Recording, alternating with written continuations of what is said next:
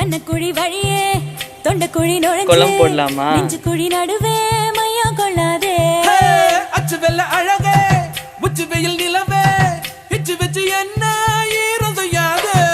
மேலும் கீழும் ஏலம் போட்டு தாளம் போடாதே. இந்த ஊரம் பெத்த பொண்ணு பார்த்து உச்சி கொட்டாதே.